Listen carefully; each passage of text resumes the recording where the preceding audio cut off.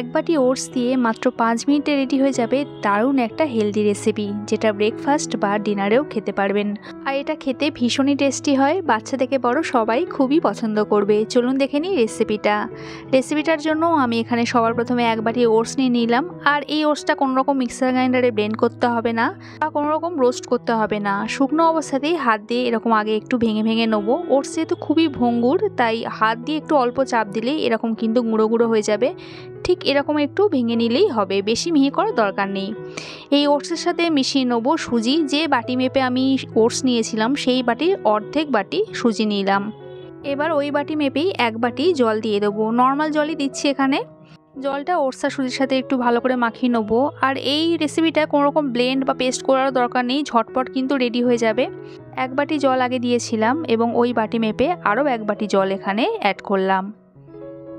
এবার সব কিছু একটু ভালো করে মাখিয়ে একটা ব্যাটার মতন তৈরি করে নেব। আর একটু খেয়াল রাখবেন এই ব্যাটারটা কিন্তু খুব একটা বেশি পাতলা করা যাবে না, যেহেতু এখানে সুজি আছে।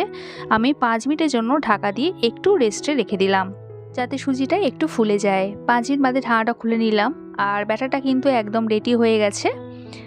আর ব্যাটারের থিকনেসটা দেখতেই পাচ্ছেন, ঠিক এরকম কিন্তু ঘন হবে। এবার এই ব্যাটারের মধ্যে দিয়ে দিলাম স্বাদ মতো নুন, আর এরই সঙ্গে একটু কাঁচা লঙ্কা কুচি দিয়ে দেবো। আমি এখানে দেখতে ভালো লাগবে বলে কাঁচা পাকা লঙ্কা মিশিয়ে নিয়েছি। যদি আপনাদের কাছে পাকা লঙ্কা না থাকে তাহলে একটু চিলি ফ্লেক্স দিয়ে দিতে পারেন। আমি এখানে 4টে কাঁচা লঙ্কা দিয়েছি, তবে বাচ্চা খেলে ঝালের পরিমাণটা একটু কমিয়ে দেবেন। আর চাইলে এখানে একটু পেঁয়াজ কুচিও দিতে পারেন। আমি যেহেতু এটা নিরামিষ ব্রেকফাস্ট করছি তাই পেঁয়াজটা দিলাম না। ব্যাটারটা এখানে একদম রেডি। এবার একটা এরকম ননস্টিক ফ্রাইং প্যান নিয়েছি। চেষ্টা করবেন এই রেসিপিটা করার জন্য ননস্টিক ফ্রাইং প্যান নেওয়ার। ফ্রাইং প্যানটা গরম হয়ে গেলে একটু এরকম অয়েল ব্রাশ করে নিয়ে নেবো। তারপর যে ব্যাটারটা করে রেখেছিলাম সেই ব্যাটার থেকে 1 হাতা পরিমাণে দিয়ে দেবো। একটু আলতো হাতে স্প্রেড করে দেবো যাতে গোল শেপটা দেওয়া যায়। আমি যেহেতু একটু ছোট আকারে করছি তাই একসাথে অনেকগুলো করে দেবো। যদি আপনারা একটু বড় আকারে করেন তাহলে একটা করে করতে পারেন। তো আমি 1 হাতা পরিমাণ করে আরও কয়েকটা এখানে দিয়ে দিলাম। আর এরকম আলতো হাতে স্প্রেড করে দিলাম, একটু গোল শেপ করে দিলাম। গ্যাসের ফ্লেমটা এই সময় একদম লোতে রাখতে হবে। সবকটা ব্যাটার দেওয়া হয়ে গেলে গ্যাসের ফ্লেমটা মিডিয়াম করে দেব এবং ওপর থেকে একটু এরকম টমেটো কুচো দিয়ে দেবো। একটু দেখতে ভালো হবে, কালারফুল দেখতে হবে, বাচ্চারা খুশি মনে খেয়ে নেবে। আর টমেটোর ভেতরে দানাগুলো আমি বের করে নিয়েছিলাম, বাইরের অংশটাই শুধু একটু ছোট ছোট পিস করে কুচিয়ে দিয়েছিলাম। হাত দিয়ে একটু সেট করে দিলাম এবং 1 মিনিট মতন রেখে দেবো একদিকটা হওয়ার জন্য। আর যখন দেখবেন ওপরটা এরকম ড্রাই হয়ে গেছে 1 মিনিট বাদে, তখন একটু ওপর থেকে এরকম একটু আবারও অয়েল ব্রাশ করে দেবো। এইটুকু কিন্তু এখানে তেলের ব্যবহার, এর থেকে বেশি তেলের ব্যবহার আর লাগবে না।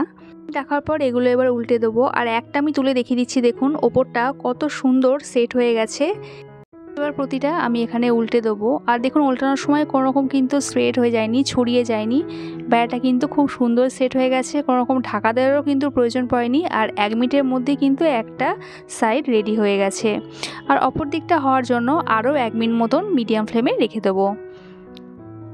1 মিনিট বাদে এবার অপর সাইডটা উল্টে নেবো। আর দেখতেই পাচ্ছেন এগুলো কিন্তু পারফেক্টলি সব কুক হয়ে গেছে, সব কিছু খুব ভালো করে সেট হয়ে গেছে। 5 মিনিটও কিন্তু লাগলো না একটা ব্যাচ রেডি হতে, 2 থেকে আড়াই মিনিটই লাগবে ম্যাক্সিমাম।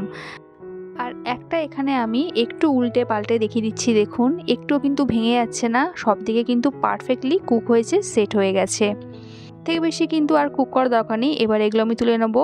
তো রেডি আজকের আমার ওটসের চিলা বা ওটসের প্যানকেক, যেটা নাম আপনারা দিতে চান দেবেন।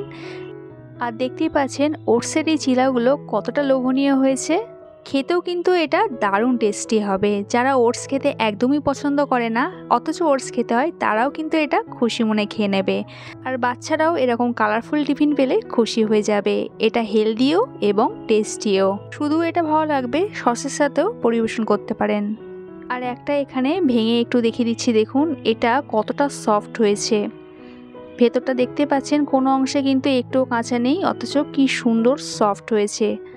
আমার আজকের এই ওটসের রেসিপিটা যদি আপনাদের ভালো লেগে থাকে একটা লাইক কমেন্ট করার মতো রইল।